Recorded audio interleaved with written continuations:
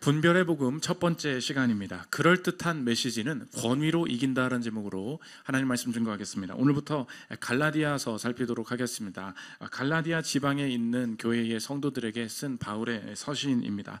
갈라디아라는 말을 갈라디아서에서만 보고 사도행전이나 다른 성경에서 보면은 갈라디아라는 단어가 어딘지 잘 몰라서 어디 있는 교회야 이렇게 헷갈리기가 쉽습니다. 갈라디아는 도시를 말하는 게 아니라 그 당시에 로마의 속주를 말하는 것이었습니다. 그러니까 도시보다 큰 개념이라는 거죠. 오늘 첫 시간이니까 지도 한번 보고 가도록 하겠습니다. 지도를 띄워주시면 지금의 터키 지방인데 초록색으로 되어 있는 지방이 갈라디아 지방이다, 이렇게 보시면 되겠습니다. 그 안에 그 안디옥도 있었고 이고니온도 있었고 더베도 있었고, 그러니까 우리가 사도행전에서 안디옥 있었지, 이고니온 있었지, 이런 지명들이 속해 있는 로마의 속주 전체 이 지역을 통칭하는 지역이 갈라디아였다. 그래서 이 지역에 있는 교회들에게 쓴 편지가 갈라디아서다. 두 번째 사진을 보여주시면 이건 최신 사진인데 제가 직접 구글어서 들어간 거예요. 그러니까 지금 보면 이 전체는 터키입니다. 그러니까 갈라디아는 지금에는 다 터키 지방인데 그 옛날에 로마의 속주로 구분이 되어 있었는데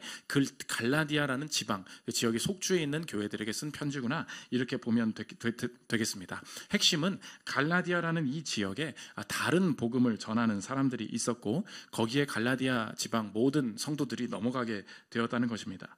이 서신서가 성경에서 중요한 이유가 무엇입니까? 우리가 신앙을 가진 이후에 교리적인 유혹을 어떻게 분별할 수 있을지 보여주는 서신서이기 때문에 중요하다는 것입니다. 보통 우리가 신앙 이후에 유혹이 온다, 영적 공격이 온다 그러면 도덕적인 공격이 온다고 생각을 합니다. 그래서 내가 예수를 믿었는데 뇌물을 받을 수 있는 기회가 생겼습니다. 내가 배임 횡령의 유혹이 있습니다. 뒤에서 저 사람을 이간질하고 싶은 유혹이 있습니다. 성적인 유혹이 있습니다. 분노와 시기 질투의 유혹이 있습니다. 그래서 모든 공격, 신앙의 공격들이 도덕적으로만 온다고 생각합니다. 그런데 영적인 공격 중에는 무엇도 있느냐? 교리적인 오염, 교리적인 타락을 시도하는 이 교리적인 공격이 함께 올 수 있다는 것을 보여주고 있다는 것입니다. 그 교리적인 공격이 어떤 방식으로 찾아오게 되느냐? 오늘 읽었던 본문의 핵심적인 주제인데 그것이 authority, 권위입니다. 이 권위를 사람이 가지고 있는, 사람이 인정하는 이 권위를 공격하고 대체하면서 우리 인생에 교리적인 타락이 올 수 있다 보여주고 있습니다. 오늘 참된 복음을 이해한 이후에도 어떤 방식으로 교리적인 공격이 찾아오고 내가 어떻게 방어하고 분별해낼 수 있을지 살피는 시간 갖도록 하겠습니다. 네 가지로 나눠서 살피겠습니다. 첫째로 살필 것은 권위의 유혹입니다. 오늘 본문이 보여주는 상황으로부터 시작하면 좋을 것 같은데, 너희들 다른 복음을 따라가는 것을 내가 굉장히 이상하게 생각한다 이야기합니다. 6절 7절 한번 보십시오. 그리스도의 은혜로 너희를 부르신 이를 이같이 속히 떠나 다른 복음을 따르는 것을 내가 이상하게 여기노라. 다른 복음은 없나니 다만 어떤 사람들이 너희를 교란하여 그리스도의 복음을 변하게 하려 함이라. 다른 복음을 전한 사람들이 있었고 그것 때문에 너희들이 교란돼서 힘들어하고 있는데 너희들 왜 그러고 있는지 너 참 이상하게 여긴다. 분명히 이 갈라디아 사람들은 예수님을 이미 믿었고 교회 다니는 사람들이었습니다. 그러니까 이 서신서는 신앙생활을 처음 시작하는 사람들의 이야기가 아니라 이미 신앙을 가지고 예수님을 믿고 예수님을 경험했음에도 불구하고 그 이후에 내 삶을 충만하게 만들지 못하는 다른 공격이 있을 수 있다는 것을 보여주는 서신서가 된다는 것입니다. 그런데 그 공격의 종류가 무엇이냐? 우리의 삶은 단순히 도덕적으로, 윤리적으로 내가 나쁜 짓을 하도록 공격하는 영적인 공격뿐만이 아니라 잘못된 교리에 열심을 내게 만드는 교리적인 공격,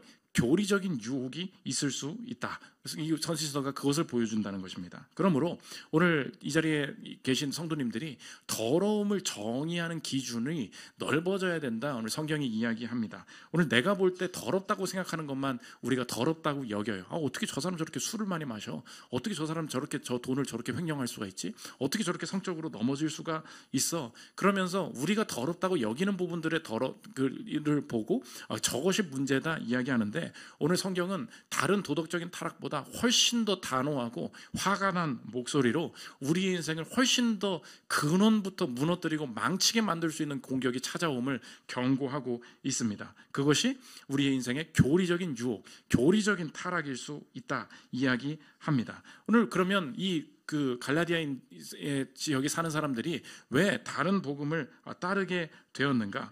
이 바른 복음을 어떤 방식으로 잃게 만드는지 오늘은 그럼 참된 복음이 무엇인가 내용을 설명하기 전에 어떤 방식으로 우리의 삶에 교리적인 유혹이 다가오게 되느냐 그 단계들을 보여주고 있는데, 그래서 1장부터 계속 이 본문의 흐름을 따라가면서 보면 되는데, 이 공격들이 어떤 방식으로 왔냐? 갈라디아 사람들의 기존에 가지고 있던 권위를 공격하는 방식으로 왔다. 다른 복음을 누가 주었는지를 이야기하는데 some people, 어떤 사람이 주었다 이야기합니다. 7절 보십시오. 다른 복음은 없나니 다만 어떤 사람들이 너희를 교란하여 그리스도의 복음을 변하게 하려 함이라. 어떤 사람들이 왔는데 그 사람들 말 듣고 넘어갔다. 한번 생각해 보십시오. 우리 동네에도 낙성대역이나 이렇게 서울대구역 이렇게 지나가다 보면은 서울대생들 이렇게 꿰려는 사람들이 꽤 많습니다. 그래서 어떤 사람이 다가와요. 저도 서울대 입구 이렇게 살 때 되게 많이 이 이야기를 들었습니다. 인상 좋아 보이십니다. 기분은 좋아요. 그래서 끄덕끄덕하고 넘어갑니다. 그냥. 그리고 도를 아십니까? 이렇게 물어봅니다. 그리고 전도를 잘 못하는 분도 있더라고요. 근심이 많아 보이십니다. 이런 사람도 있어요. 그러면 기분이 나쁘죠. 안 그래? 어떻게 알았지? 목사인데 근심 많은 거 어떻게 알았지? 이렇게 하면서 넘어갑니다. 그런데 우리가 그런 것들을 한두 번 경험을 하지만 우리가 웃으면서 넘어가죠. 왜 그렇습니까? 어떤 사람, some people, 어떤 사람이 와서 나한테 그런 얘기를 한들 내가 절대 그렇게 넘어가지 않거든요. 그런 사람들이 얘기한다고 우리가 그렇게 쉽게 넘어가지 않습니다. 바보가 아니잖아요. 그런데 오늘 갈라디아 사람들이 어떤 사람들이 와서 그 얘기했는데 다 동의가 되고 다 순종하고 다 넘어가 버렸다는 거예요. 어떻게 이런 일이 일어날 수 있냐? 오늘 우리 삶에도 바로 이런 방식으로 침투할 수 있다는 것을 보여주는데, 이 교리적인 공격과 유혹에 빠질 수밖에 없는 그 치명적인 그 빈틈, 그게 무엇이었냐? 오늘 이 어떤 사람들이 권위를 공격했음을 알 수 있는데 어떻게 간접적으로 알 수 있느냐? 바울이 화를 내면서 1절부터 뭐라고 말하냐? 내가 사도다. 내 사도의 권위를 강조하고 있다는 것입니다. 1절 보십시오.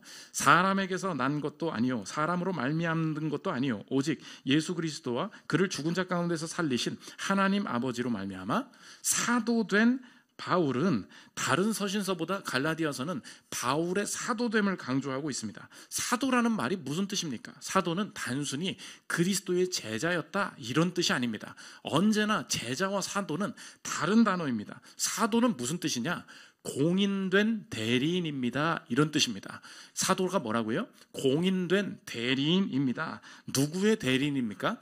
예수님의 대리인입니다. 우리가 보통 계약하러 갈 때 대리인의 그 자격으로 오면 이 사람이 결정하는 것, 이 사람이 서명하는 것이 본인의 그 결정과 동일한, 본인의 언행과 동일하게 이야기를 하지 않습니까? 그러니까 사도다, 이 말은 무엇입니까? 나는 공인된 대리입니다. 내가 말하는 것, 내가 기록한 것은 예수님이 말씀하신 것입니다. 예수님이 우리에게 주신 것입니다. 오늘 그것을 이야기하고 있다는 것입니다. 그러면 이 갈라디아 사람들이 왜 some people, 다른 사람들의 말을 듣게 된 이유가 무엇이냐?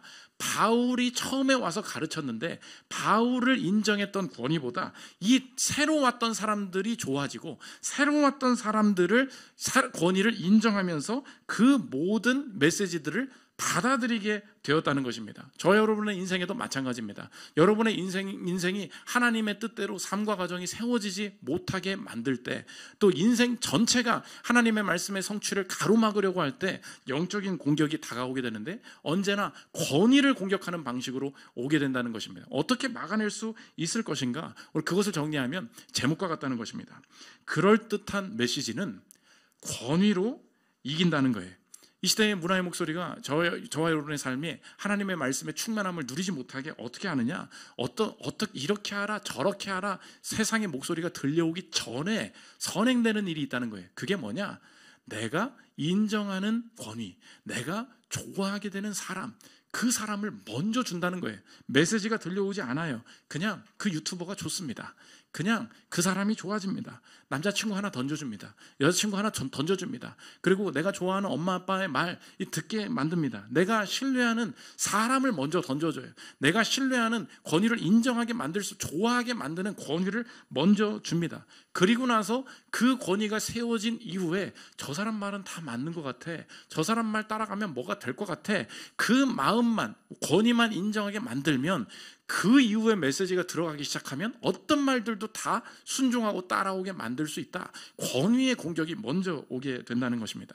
사람이 얼마나 권위 앞에 쉽게 유혹되고 굴복하는지를 잘 보여주는 명불허전의 그 고전의 책이 있지 않습니까? 설득의 심리학이라고. 제가 20년 된 책이더라고요. 제가 고등학교 때 읽었던 기억이 나는데 아직도 잘 팔리고 있습니다. 협상을 앞두고 계시면 한번 읽어보시면 좋을 것 같아요. 거기에 챕터 5에 보면 권위의 법칙이 나옵니다. 사람은 언제나 권위에 설득되고 움직인다는 거예요. 한 레스토랑의 파스타집의 이야기가 나옵니다. 홀서빙을 하는 알바생인데 이상한데 다른 사람이 서빙을 하면 아무도 이 객단가가 올라가질 않은데 제가 서빙을 받고 제가 주문을 넣으면 이 객단가가 어마어마하게 높아지고 거기서는 얘가 주문을 받으면 사람들이 주문을 너무 많이 받는 거예요.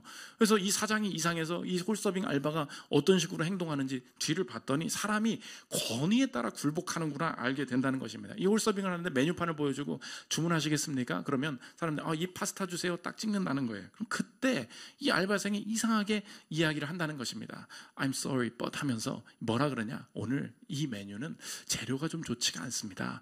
그래서 다른 메뉴를 드셔보시는 건 어떨까요? 그러면서 속의 마음에 우리가 의심이 들죠. 뭐야, 비싼 거 고르려고 하는 거지? 그리고 나서 이렇게 의심스러운 마음을 가지고 딱 그럼 그래요? 그럼 이걸 드셔보시죠 하면 뭐야, 더 불면 더 비싼 걸 거야 라고 딱 봤더니 더 싼 거예요. 어떻게 이상하다, 어떻게 더 싼 걸 권할 수 있지? 그러면서 이게 재료가 좋으니까 오늘은 요거 한번 드셔보시죠. 그때 마음이 활짝 열리면서 어머, 이 알바생은 이 지금 주방의 상황을 다 알고 나에게 좋은 메뉴와 맛있는 걸, 신선한 걸 주려는 사람인가 봐 라고 하면서 어머, 그러면 이 메뉴로 해볼게요 라고 하면서 너무 고마워한다는 것입니다. 그럼 매출이 떨어지게 되는 거잖아요. 그때에 다시 메뉴판을 가져와서 이야기한다는 거예요. 요 파스타와 잘 어울리는 와인을 제가 추천해드려도 되겠습니까? 그러면서 어머, 그럼요 추천 좀 해주세요. 뭐가 어울릴까요? 그러면서 가장 비싼 거 중에 두 번째 거 하나 딱 고른다는 거예요. 그러면 어머, 이 와인도 분명히 이 사람이 추천해줬으니까 이 와인이 어울릴 거야. 이 와인을 무조건 고르면서 객단가가 갑자기 쫙 올라간다는 거예요. 이 사장이 보면서 얘 진짜 이 난 놈이다, 그 생각을 했다는 거예요. 왜 그러냐? 사람이 그냥 뭐 설득될 것 같지? 아니에요. 어떻게 비싼 걸 어떻게 고르게 되냐? 이 권위를 인정만 하면, 이 사람이 말이 맞다는 게 인정만 되면 그때부터 사람은 권위 따라서 얼마든지 자기가 안 할 결정들마저도 할 수 있다는 걸 보여준다는 것입니다. 무단횡단도 마찬가지예요. 실험을 했대요. 30대 남자가 작업복을 입고 횡단보도를 빨간불인데 그냥 건너면 아무도 따라 안 간대요. 쟤 왜 무단횡단해? 이야기한다는 거예요. 그런데 오늘 저처럼 정장 입고 깔끔한 사람, 남자 신사가 쫙 깔으면 다 따라간다는 거예요. 따라가는 비율이 3배가 더 높대요. 저도 맨날 고민입니다. 저 A관과 B관과 사이에 관악구청에 누가 좀 민원 좀 넣어줘. 여기다 건널목 하나만 놔주면 너무 멀어가지고 맨날 유혹이 있어. 근데 우리가 정장을 입을 때는 목사님이랑 서로 얘기해요. 우리 주중에는 조금만 하고 주말엔 하지 맙시다. 성도들이 보면 어떡합니까? 이렇게 정장 입고 무단횡단하면 다 따라갈 수 있다는 거예요. 얼마나 사람이 권위에 약한지. 그러니까 어떤 사람들이 갈라디아의 복음을, 다른 복음을 전했는데 왜 이렇게 쉽게 넘어갔냐? 권위 공격해서 그래. 뭐라고 공격했냐? 우리 티모시 조지라고 한 주적가가 이 다른 복음을 가진 사람들이 들어와서 슬쩍 뭐라고 얘기했는지를 재밌게 일부러 편지, 무슨 카톡 쓴 것처럼 이렇게 이야기를 했는데, 바울 걔 초보예요. 걔 때문에 이야기 좀 들으셨는데 저희가 좀 보충해 드리려고 왔습니다. 이 말에 다 넘어가 버렸다는 것입니다. 들어보십시오. 아차, 우리 소회를 빼먹었군요. 우리는 예수님께서 직접 임명하시고 세우신 사도들에게서 지시를 받고 있으며 예루살렘 교회에서 파송을 받은 사람들입니다. 바울도 최근에 갑자기 나타난 친구지만 사실 바울은 예수님께서 계실 때 동행하지도, 예수님께서 임명하지도 않은 사람입니다. 권위를 깨는 거예요. 예전에 우리 그리스도인들을 핍박했는데 돌이킨 뒤에 예루살렘에 와서 참 사도들에게서 복음의 기초를 배운 적이 있지요. 기초반만 수강한 애라는 거예요. 이어서 우리는 형제 바울의 사역을 통해 여러분이 우상을 버리고 참되고 살아계신 이스라엘의 하나님을 섬기게 됐다는 소식을 들었습니다. 여러분이 그렇게 좋은 출발을 하게 된 것을 기뻐하며 한편 복음의 중요한 내용 가운데 일부를 바울이 빼놓지는 않았을까 걱정이 됩니다. 바울을 통해서 예수 믿은 것 너무 감사하고 축하드립니다. 그런데 바울이 초보다 보니까 좀 심화된 학습에 있어서는 전달하지 못한 부분이 있는 것 같은데 그거 좀 도와드리려고 프로인 저희들이 왔습니다. 한마디 하니까 우리가 빠뜨렸던 것이 뭔데요? 그러면서 다른 복음을 다 받아들이게 되었다는 것입니다. 이런 방식으로 우리 인생이 다 무너지게 된다. 그러므로 우리 인생에 어떻게 적용할 수 있겠습니까? 하나님께서 하나님의 말씀이 절대적인 권위다 인정하게 하시고 교리적인 타락으로부터 나를 건지시기 위해서 나를 어떻게 바꾸시는가 오늘 적용하면 이렇습니다. 권위를 부여하는 태도를 돌아보게 하시는 것이 회개의 시작일 수 있다는 것입니다. 뭐라고요? 내가 하나님 앞에서 이 말씀에 순종하고 복을 얻게 되는데 영적인 공격이 온다 그랬죠. 어떻게 교리적인 유혹을 막아내는가? 내 스스로가 내가 이 사람 말은 다 듣잖아. 내가 왜 자꾸 이 사람 말에는 막 꼼짝달싹 못하지? 내 스스로가 내 주변 사람들에게 권위를 부여하는 태도를 스스로 돌아보게 만드세요. 그것이 회개의 시작이 된다는 것입니다. 여러분의 인생에 권위를 부여하는 방식이 어떤지를 눈여겨보십시오. 어떤 사람들은 학력 좋으면 다 좋아해요. 야, 그 소개팅 그 남자 스카이래. 무조건 나가. 스카이면 다 뭐가 될 것 같아요. 그리고 돈의 권위를 부여해요. 돈 안 벌어본 사람들은 뭘 몰라. 돈 벌어본 사람 말만 듣고 그 사람 인정하게 돼요. 특정한 유튜버, 특정한 정치인, 특정한 전문성만 가지고 있으면 그렇게 마음이 끌려요. 심지어 아빠가 잘 나가다 보니까, 엄마가 잘 나가다 보니까, 여자친구가 훨씬 더 돈을 잘 벌다 보니까, 남자친구가 어떠다 보니까 그 말 듣고 내가 이렇게 해야 되겠다. 내가 어느 순간에 깨닫게 됩니다. 내 인생의 절대적인 권위, 나를 쥐고 흔드는 권위가 이 사람 말을 내가 자꾸 듣고 따라가게 되는구나. 그것을 스스로 경험하게 하신다는 것입니다. 반대인 사람들도 있어요. 가난한 사람들 말이면 다 두둔해. 가난한 사람들 말은 다 옳다고 여겨줘. 내 인생에 저 잘생긴 사람만 말이 있으면 다 들어줘. 내 인생에 그런 방식들의 권위를 부여하는 것들을 깨닫게 됩니다. 그때 내 인생의 마지막 권위를 보게 하세요. 내 인생에 행동하는 마지막 권위가 하나님의 말씀에 어떤 권위를 부여하고 있느냐, 우리 성경이 그것을 깨닫게 한다는 것입니다. 오늘 바울이 뭐라 그랬어요? 나는 사도라 그랬어요. 사도가 뭐라고요? 공인된 대리인이에요. 사도가, 바울이 글을 썼습니다. 우리가 갈라디아서 읽을 때 바울의 글이야 이렇게 봤었어요. 근데 오늘 이 사도, 나는 사도된 바울은 이라고 1절을 쓸 때에 이것이 얼마나 무서운 말이고 무거운 말인지를 우리가 읽을 때 바로 인식을 해야 된다. 사도의 말이다. 그럼 이걸 어떻게 받아들여야 되느냐? 존 파이퍼 목사님이 이 1절을 주의하면서 이렇게 이야기합니다. 들어보십시오. 그것이 무엇을 의미하는지 아십니까? 여러분이 갈라디아서를 읽을 때 바울의 말을 듣고 있는 것이 아니라 그리스도의 말씀을 듣고 있다는 뜻입니다. 얼마나 많은 이들이 예수님께 어떤 메시지나 계시, 꿈이나 환상을 달라고 부르짖으면서 정작 그리스도의 말씀인 성경의 깊은 것들을 이해하는 데에는 진지한 노력을 안 기울이는지요. 많은 그리스도인들이 어떤 문제에 대한 조언을 구하러 저를 찾아오지만 제가 그 문제와 관련된 성경 말씀을 찾아보았는지 물어보면 그들은 당황스러워하며 변명을 늘어놓기 시작합니다. 여러분 중에는 지금 존 파이버 목사님이 심호하던 교회 한 대 설교를 하는 거예요. 가정에서 서로를 대하는 태도와 습관들이 사도들의 가르침과 명백하게 반대되는 분들이 있습니다. 어떤 분들은 그리스도께서 자기 삶의 영광스러운 주인이 아니기 때문에 하던 대로 계속 행하며 따라서 사도들의 가르침을 중요하게 생각하지 않습니다. 실제로 10년간, 20년간 설교는 계속 듣는다는 거예요.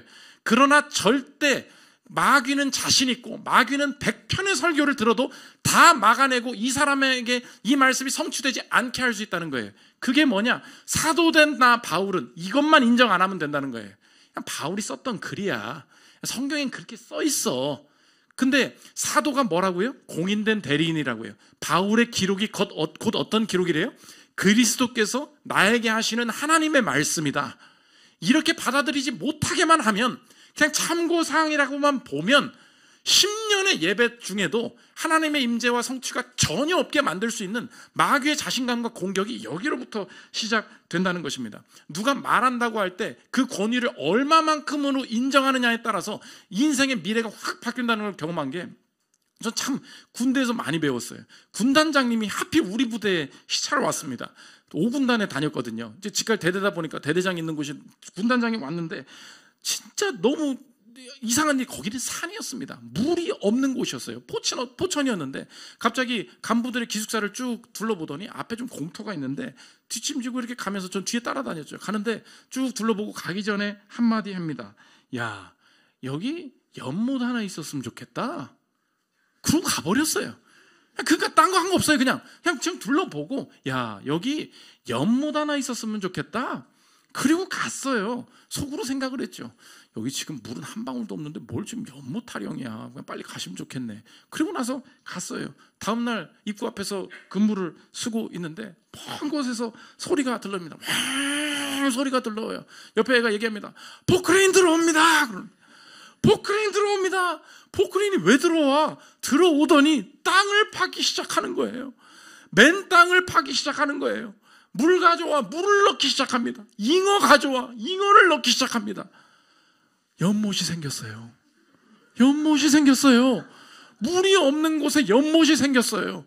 그때 이상했어요. 중대장과 대대장들은 받아 적기 시작했습니다. 왜 그렇죠? 군단장 지시사항이라. 나는 군단장이 뭔데, 나한테 휴가 안 줄 거면 나랑 아무 의미 없는 사람이다 이렇게 생각하고, 그 사람이 연못 있었으면 좋겠다? 난 그렇게 보지 않았어요. 보십시오. 아무리 기록들이 많고 아무리 말이 많아도 내가 이 말씀에, 내가 그 사람 말에 어떤 권위를 부여하느냐에 따라서 내 인생이 완전히 무너질 수 있고 완전히 바뀔 수 있다. 오늘 성경이 그 권위의 싸움을 보여주고 있다는 것입니다. 두 번째로 살펴볼 것은 권위의 자증, 스스로 증거한다. 권위의 자증입니다. 그러면 성경이 하나님의 말씀이라는 것을 스스로가 어떻게 드러내는가? 두 가지 방법인데, 성경은 자증, 스스로가 하나님의 말씀임을 알려준다. 이렇게 성경이 이야기한다는 것입니다. 한번 생각해 보십시오.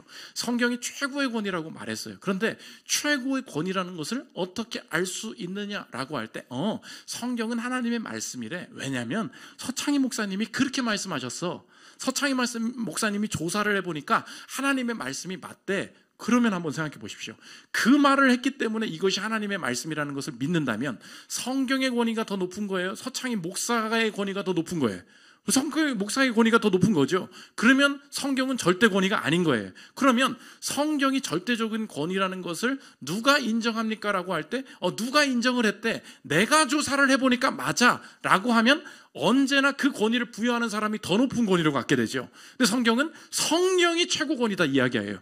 그럼 성경이 최고 권위라는 것은 누가 인정하느냐라고 할 때, 성경은 자증한다라는 표현을 씁니다. 자증은 무엇입니까? 스스로 증거한다는 거예요.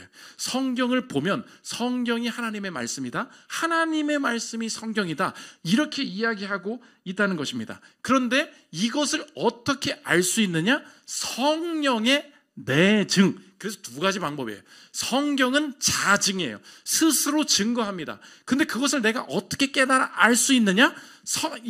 하나님은 인격이시기 때문에 인격이신 성령께서 내 마음에 들어오셔서 성경을 읽을 때 이것은 하나님의 말씀이야라는 확신을 주세요. 그게 뭐예요? 내적으로 증언하시는 거예요. 성령의 내증이 없이는 어떤 사람이 내가 조사해 볼게, 읽으면 하나님의 말씀이라니까 확신이 들겠지. 그렇지 않아요. 하나님께서 하신 말씀이기 때문에 하나님께서 영으로서 직접 내 인생에 내증, 깨닫게 하시지 않으면 자증, 스스로 증거하는 하나님의 말씀을 내가 확신할 수 없게 된다는 것입니다. 오늘 성경이 자증한다고 그랬죠. 성경에 보면 교조적으로 돌아가면 똑같은 말로 사용하는 단어가 있는데, 성경이 말했다, 하나님이 말했다, 동일하게 이야기한다는 것입니다. 출애굽기 9장에 보면 바로가 애굽 사람 출애굽을 해야 되는데 못 가게 막습니다. 그때 하나님이 뭐라고 하시냐? 바로가 지금 고집 부리는 거 있지? 이거 내가 바로의 마음을 완악하게 해서 못 나가게 하는 거야. 하나님이 말씀하신 것이다 기록합니다. 출애굽기 9장 15절 보십시오.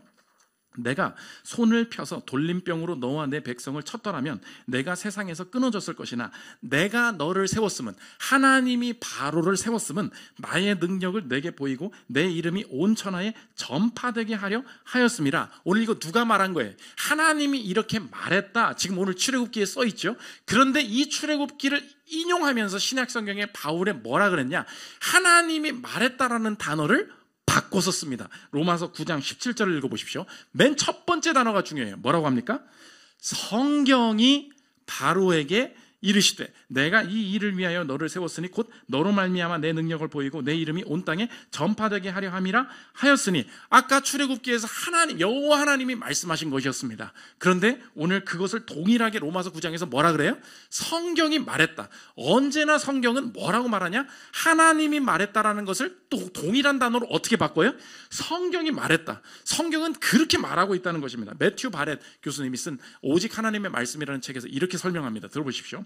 수없이 많은 다른 성경 구절에서 첫 번째, 성경은 마치 하나님인 것처럼 사용되며, 두 번째, 하나님은 마치 성경인 것처럼 지칭된다. 왜냐하면 성경이 말할 때 하나님이 말씀하시기 때문이다. 이런 본문들은 신약 성경 저자들이 구약 성경을 예수님이 그리하셨던 것처럼 하나님의 감동으로 기록된 것으로 믿었음을 보여준다. 하나님이 말했다, 성경이 말했다, 동일한 말로 보고 있다. 신약 성경도 마찬가지입니다. 구약 바울이 이 어떤 디모데전서에서 한 말을 하는데 구약 성경에서 하나, 신약 성경에서 하나 끌어오는데, 하나는 그냥 구약 성경의 기록이었고 하나는 누가가 쓴 기록이었는데, 누가가 쓴 편지지 뭐, 이렇게 하지 않고 이거 하나님이 주신 말씀이다라고 인정하는 것을 보게 됩니다. 디모데전서 5장 18절 보십시오. 성경에 일렀으되 곡식을 밟아 떠는 소의 입에 망을 씌우지 말라 하였고 또 일꾼이 그 삭슬 받는 것은 마땅하다 하였느니라. 계속 한번 띄워주십시오. 두 가지 인용이 나옵니다. 신명기에 보면 곡식을 밟아 떠는 소의 입에 망을 씌우지 말라. 야, 일하는데 마땅한 대가를 지급하는 게 맞잖아. 소에게 망 씌우지 마라는 게 신명기에 나와 있었고, 이 누가복음에 일꾼이 일을 했으면 삭슬 받는 거, 급여를 받는 거는 당연한 일이다. 그런데 그게 어디 써 있냐? 성경에 써 있다. 성경이 뭐라고요? 하나님의 말씀이다 이야기합니다. 신명기 25장 4절 보십시오. 곡식 떠는 소에게 망을 씌우지 말지니라. 이거 구약 성경에 나와 있어요. 누가복음 10장 7절 신약입니다. 그 집에 유하여 주는 것을 먹고 마시라. 일꾼이 그 삭슬 받는 것이 마땅하니라.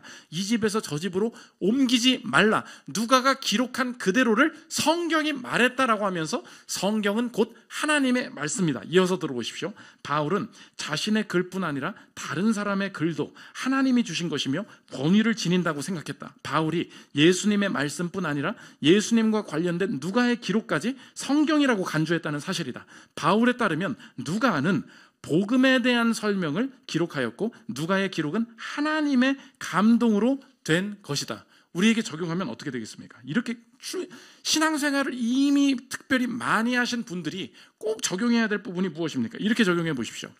성경 스스로 주장하는 방식대로 성경을 대하고 있는가? 성경 스스로 주장하는 방식대로 성경을 대하고 있는가? 여기서부터 우리의 인생이 말씀이 얼마나 떨어지든지 간에 하나도 내 인생에 변화가 없을 수도 있고, 단 한 가지 말씀의 구절로도 인생과 가정이 뒤집히게 되는 성취의 역사가 있느냐 없느냐, 여기에 달려 있다는 것입니다. 우리가 보통 설교를 듣고 묵상을 합니다. 그런데 성경을 왜 읽습니까? 왜 설교를 듣습니까? 마음이 힘들어서. 저한테 그 메시지 주시는 분들도 그래요. 목사님, 전 맨날 잘 때마다 틀어놔요. 잠이 잘 온대. 목사님, 그래서 제가 조회수 많이 올려드리고 있다고. 8시간 동안 막 그냥 연속 재생을 해놓으니까 막 조회수가 계속 올랐네. 제가 좀 큰일 하고 있다고. 그렇게 얘기를 합니다. 그러면 이걸 뭐 감사하다고 해야 되는지 뭐 모르겠어요. 우리가 보통 설교를 어떻게 듣습니까? 참 감사한 일이에요. 목사님, 막 캘리포니아에서도 연락이 오고요. 막 미국에서 막 연락이 오고 막 그래. 목사님, 제가 출퇴근할 때 얼마나 말씀 듣는지 아십니까? 막 제가 그 차 안에서 막 부흥회 합니다. 정말 이 말씀에 대해서 사모하는 분들이 참 많아요. 근데 한번 생각해 보십시오. 내가 설교 왜 듣죠? 내가 마음이 힘드니까, 내가 오늘 참 분별이 어려운데 내가 이런 부분에 있어서 어떤 도움이 될 수 있는 하나님의 말씀을 찾을 수 있을까 싶어서 설교를 듣습니다. 그런 것도 맞을 수 있습니다. 그렇지만 오늘 성경은 뭐라 그러냐? 성경이 스스로 말하는 방식대로 우리가 말씀을 왜 묵상하죠? 왜 말씀을 듣고 읽죠? 이것은 하나님의 말씀이기 때문에 듣습니다. 그렇기 때문에 그냥 무조건 듣습니다. 제 생각을 새롭게 해주거든요. 통찰이 새로워서 듣습니다. 그렇게 되면 성경이 스스로 주장하는 방식이 아니기 때문에 내가 원하는 그 목표가 도달되지 않을 때 내 인생은 언제나 이 말씀의 권위를 부여하지 않고, 내가 생각한 방식과 충돌될 때 언제나 내가 그냥 이 디스카운트해서 내 나름대로 해석해서 본다는 것입니다. 그때에 우리 인생에 왜 변화가 없는지, 이 교리적인 타락과 유혹이 왜 중요한지를 알게 되죠. 오늘도 여러분의 인생에 하나님의 말씀이 임함으로 말미암아 내 인생이 뒤집히고 가정이 변화되는 역사를, 사업이 변화되고 내 인생이 정말 길이 열리는 역사들을 내 인생에 사모하고 예배 가운데 나오지 않습니까? 근데 우리의 인생이 뜨뜻미지근해지는 게 뭐예요? 그런 일이 벌어지지 않아서 많은 사람들이 기대를 합니다. 주님, 우리 아들에게 불을 내려주십시오. 주님, 깨어지게 하십시오. 막 성령으로 변화되게 하십시오. 그래서 우리는 대박을 바라요. 하나님 앞에 내 인생이 잘 되려면 오늘 이 예배 드릴 때 대박 나기를 원한다. 뭐가 아무튼 임하기를 원한다. 그런 게 전혀 없으니까 내 인생은 언제 변하나? 저 맨날 뻔한 말 듣고 있어서 뭐가 변하나? 그런데 오늘 성경은 절대 그렇게 말하지 않는다는 것입니다. 우리의 인생이 뼛속부터 뒤집히고 우리 가정이 뒤집힐 수 있는 유일한 근거는 말씀이 충분히 떨어지지 않았기 때문이 아니야. 내 인생에 10년 동안 100편의 설교, 1000편의 설교가 주어져도 마귀는 자신 있게 우리 인생을 넉넉히 뒷패스할 수 있다는 거예요. 그 방법이 무엇이냐? 성경을 스스로 말하는 방식대로 인정하지 않게 하기만 하면, 나름대로 조종하고 필요할 때 묵상하고 힘들 때 설교 듣는 정도로, 정보를 알고 있는 정도로만 내가 내버려 두면, 권위만 인정하지 않게 만들면 군단장이 아무리 연못이 필요하다고 이야기해도 우리 인생에 연못이 생길 일은 없다는 거예요. 그런데 반대로도 동일하게 적용을 하겠죠. 하나님, 뭐 아무것도 없어요. 뭐 예배 이렇게 뭐 1시간 드리고 가서 뭐가 변합니까? 그런데 하나님은 여전히 오늘도 그렇게 일하고 계시다는 거예요. 사도된 나 바울은, 사도가 글을 쓴 것은 하나님의 대리인이었고 하나님의 말씀이 여기에 기록된 것이며, 이 하나님의 말씀은 무조건 지켜야 되고 이것이 나를 위한 말씀임을 알 때 이대로 한 구절 써 있는 거 하나님께서 오늘 내게 주시는 건 줄 알고 이것에 순종하면, 뭐 무슨 벼락이 떨어지고 뭐 어떤 이상한 이벤트가 나타나지 않았음에도 불구하고 내 가정과 내 자녀와 내 인생이 충분하게 뒤집힐 수 있다. 믿으십니까? 그것이 하나님 말씀의 권위라는 거예요. 이 권위를 인정하지 않으면 내 인생에 다른 일들을 기대하는 것으로는 내 인생에 말씀만큼의 강력한 변화가 나타날 수 없다. 그래서 사도 바울이 왜 이상하게 분노하면서 외치냐? 네가 뭐 성적으로 넘어지고 뭐 11조를 떼먹고 이것저것 도덕적으로 윤리적으로 타락한다고 해서 그것 때문에 네 인생이 결정적으로 망하는 게 아니야. 너의 인생 전체를 무너뜨리고 너의 인생을 황폐하게 만드는 근원적인 원인이 뭔지 아니? 성경 스스로 스스로 증언하는 대로 너의 인생에 권위를 부여하지 않기 때문에 그 한 말씀 한 말씀이 전혀 좋아 보이지 않고 그냥 참고사항으로 다 넘어가면 그만이다. 그러면 내 인생이 이 말씀이 하나님의 말씀임을, 권위를 인정하는 게 어떻게 생기냐? 내가 조사한다고 생기지 않는다는 거예요. 수많은 순교자들과 수많은 복음의 진리를 전했던 자들이 그래서 다 맹인이 있고 글을 모르는 사람이었고 그 당시 다 여자였다는 거예요. 학자가 없었다는 거예요. 그러면 그 사람들이 이 복음이 진리인지를 어떻게 아느냐? 그게 뭐라 그랬어요? 성경의 자증이 같이 가는 게 뭐라고요? 성경의 자증, 성령의 내증이라고. 성경이 스스로 증거하는 것을 확신하게 만드시는 영이 뭐냐? 성령의 내적 증거, 내증하신다. 그러므로 복음을 깊이 깨달아 알고 예수 그리스도께서 빛을 비춰주셔서 이 사람이 거듭나게 될 때 중요한 표징을 조나단 에드워즈가 신앙감정론에서 뭐라고 표현했냐? 이 사람이 복음으로 충만하고 그리스도의 영으로 충만하게 될 때에 막 뭐 방언을 하고 기뻐서 막 춤추고 찬양, 이거 아니라는 거예요. 진리에 대한 깊은 확신, 이게 생긴다는 거예요. 예수님을 보고 믿는 거 가룟 유다도 그렇게 믿었다 그랬어요. 그런데 그냥 인간적으로 내가 보니까 이건 뭐 진리 같아 인정해 이런 수준의 것이 아니라 하나님께서 스스로 내적으로 증거하셔서 이것이 진리구나, 이것이 나를 향한 말씀이구나, 이것이 살아있는 하나님의 말씀이구나 하는 것을 스스로 증언하셔서 깨닫게 만드는 체험이 우리의 인생에 벌어지게 된다는 것입니다. 조나단 에드워즈의 이야기입니다. 들어보십시오. 이런 하나님의 영광을 바라보게 되면 복음에 있는 내용이 거룩하다는 확신이 직접 마음에 생긴다.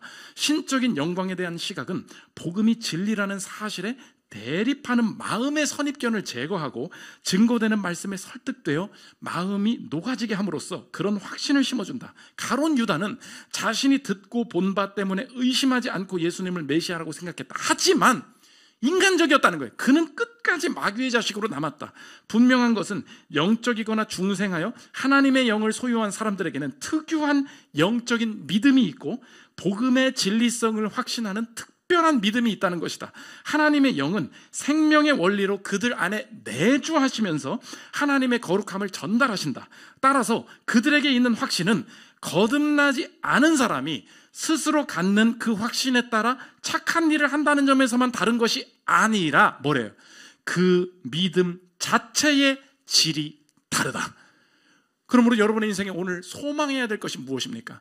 주님, 내가 이 말씀 앞에 서기를 원합니다. 내 눈을 열어주시고 성령께서 내 안에 직접 인격적으로 증거하여 주셔서 이 말씀이 진리임을, 이 말씀 따라 딱 살기 원하는 그 마음의 소원을 내게 일으켜 주옵소서.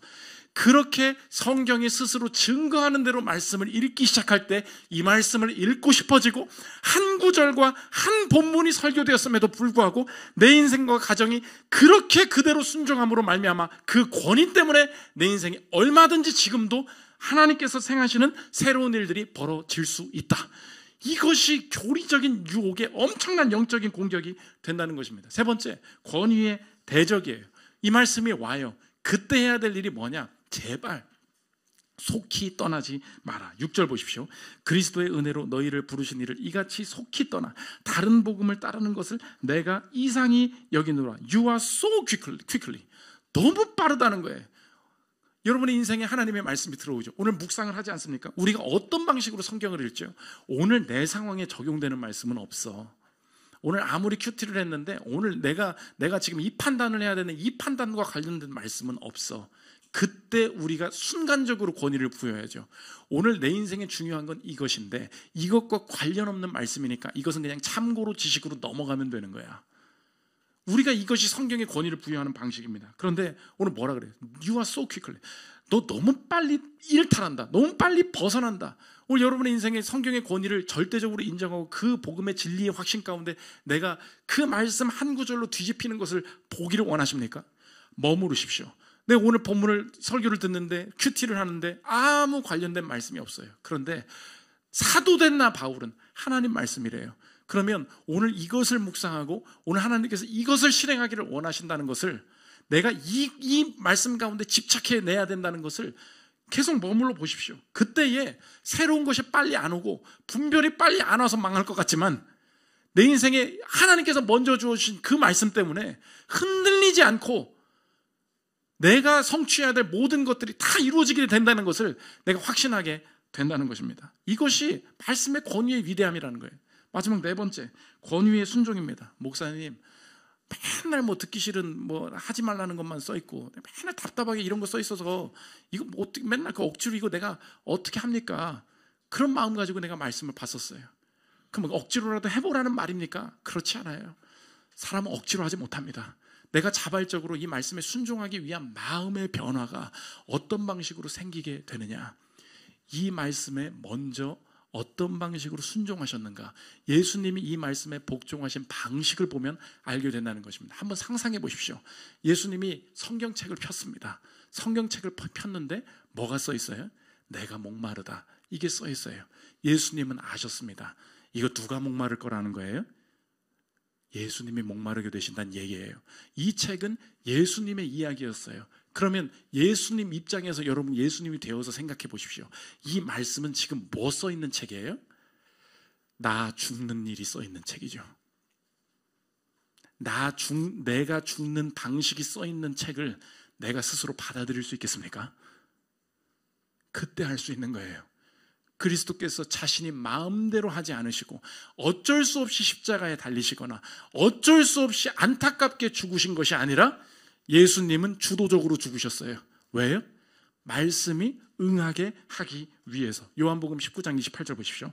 그 후에 예수께서 모든 일이 이미 이루어진 줄 아시고 성경을 응하게 하려 하사 이르시되 내가 목마르다 하시니, 내가 가지고 있는 그 병력이 적어서 예수님께서 밀리신 줄 알았어요. 그런데 그 내가 어쩔 수 없이 이 일을 하는 것이 아니라 말씀에 순종하기 위해서 이 일을 하는 거다. 마태복음 26장 53절 보십시오. 너는 내가 내 아버지께 구하여 지금 12군단 더 되는 천사를 보내시게 할 수 없는 줄로 아느냐. 내가 만일 그렇게 하면 이런 일이 있으리라 한 성경이 어떻게 이루어지겠느냐 하시더라.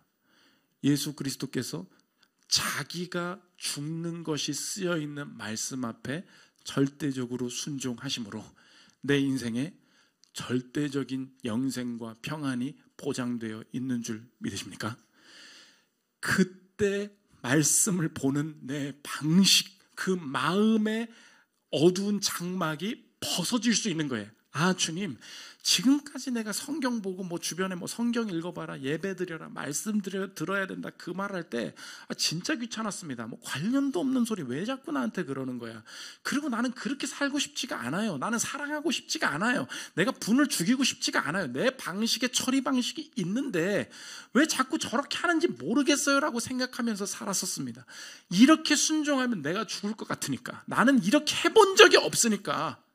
그런데 그래서 말씀은 답답하게만 느껴졌었습니다. 가장 답답하신 분이 계셨군요. 자기 자신의 죽음이 쓰여 있는 책 앞에서 거부하지 않으시고 자기 자신의 절대적인 죽음이 예언되어 있는 이 책 앞에서 이 말씀의 권위를 인정하여 자신의 인생을 죽음 앞에 던지신 예수 그리스도 때문에 내 인생이 절대적인 평안이 이 말씀 때문에 보장된 줄 믿습니다. 그러므로 내 인생에 오히려 새롭게 생겨나는 것은 절대적인 죽음 앞에 죽음이 쓰여있는 이 권위에 복종하심으로, 그것을 달리 말하면 절대적으로 나는 살게 된다는 약속이었군요. 이 절대적인 말씀의 권위가 나를 붙들고 있으니 내가 아무리 범죄하고 내가 아무리 넘어지는 상황이었어도 그리스도께서 죽으시는 이 예언이 써있는 이 절대적인 권위에 순복하신 이 말씀의 권위 때문에 내가 오늘 그리스도 앞에서 살게 될 줄 믿습니다. 내가 죄인임에도 영생을 얻었고 마지막 날 그리스도께서 나를 불러주신 줄 믿는다면 오늘의 인생도 다시 볼 수 있겠군요. 하나님, 귀찮아서 뭔 말인지 모르겠고 난 그냥 내 마음대로 살 거고, 이 방식으로 생각하다가 내 인생에 아무 변화도 없고 황폐한 인생으로 바뀐 인생입니다. 하나님, 권위를 회복하기를 원합니다. 그리스도의 말씀이 오니 오늘도 그 말씀 듣고 한마디 순종할 때 그 말씀의 권위에 복종함으로 내 인생이 하나님의 성취와 그분이 하시는 일들로 넘쳐나게 하여 주옵소서. 순종하고 싶은 마음, 말씀을 따르고 싶은 마음 내 안에 증거하여 주셔서 일으켜 주옵소서. 이 설레이는 새로운 삶이 가능하게 된다는 것입니다. 저 여러분, 권위의 공격에 속지 않고 도덕적인 타락보다 훨씬 더 내 인생 전체를 하나님의 말씀으로부터 멀어지게 만들 수 있는 하나님의 말씀의 권위를 마땅히 인정하는 이 그 간구함 앞에 서서 주님의 성경의 자증과 성령의 내증을 통하여서 하나님의 말씀의 성취를 충만히 경험하는 저와 여러분들 되시기를 기도합니다. 우리 찬양하고 기도하는 시간 갖도록 하겠습니다.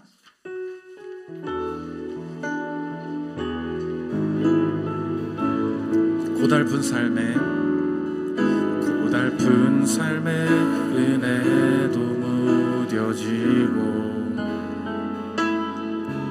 곧 사라질 것에 내 맘 두네.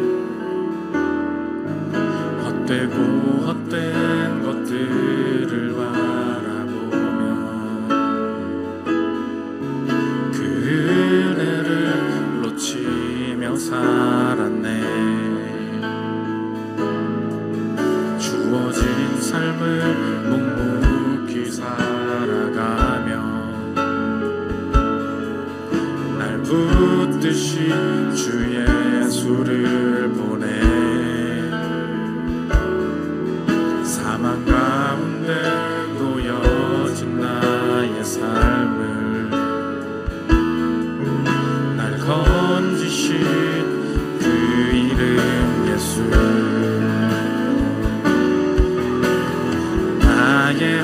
한숨을 바꾸셨네. 주를 향한 노래로, 소망의 노래로 나의 눈물을 거두신 주, 예수 이름 안에 살게. 나의 한숨을 한 번 더, 나의 한숨을 바꾸셨네. 주를 향한 노래로, 소망의 노래로 나의 눈물을 거두신 주, 예수 이름 안에 살게 하소서. 주간 공동체 기도 읽고 기도하는 시간 갖도록 하겠습니다. 우리 주보 4면에 그리고 PPT에 나와 있습니다. 설교 요약입니다. 우리 한 주간의 기도 제목으로 삼았으면 좋겠습니다. 함께 읽겠습니다. 시작. 잘못된 권위에 속지 않게 하소서. 삶에서 내가 원하는 대로 권위를 부여하는 태도를 회개하게 하시고 하나님의 말씀을 최고의 권위로 삼게 하소서. 사도는 공인된 대리인이며 성경은 하나님의 말씀임을 확신하는 믿음을 내게 주소서.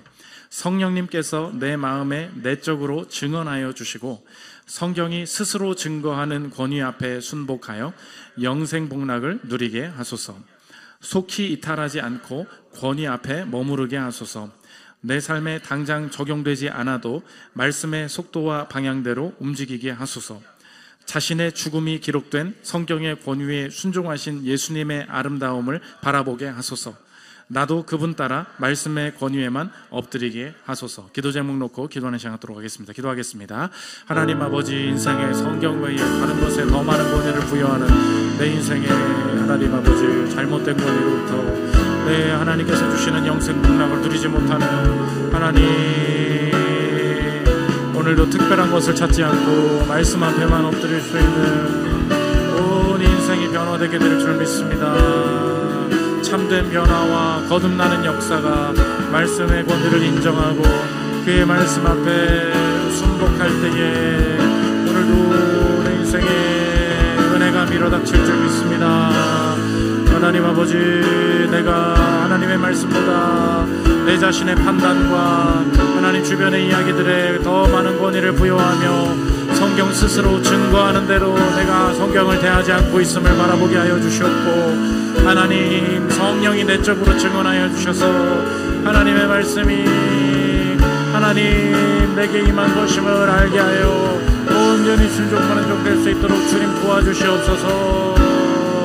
말씀 앞에 속히 떠나지 않고 머무르는 종 되기를 원하오니 오늘도 자기가 죽는 것이 써 있었던 말씀에 순종하신 예수님의 아름다움을 바라보기를 원합니다. 내가 죽는 것처럼 보여도 이 말씀이 나를 살리게 될 줄 믿습니다. 절대적으로 사는 것이 기록되어 있는 이 본문 앞에 내가 서게 하여 주시옵소서. 나의 한숨을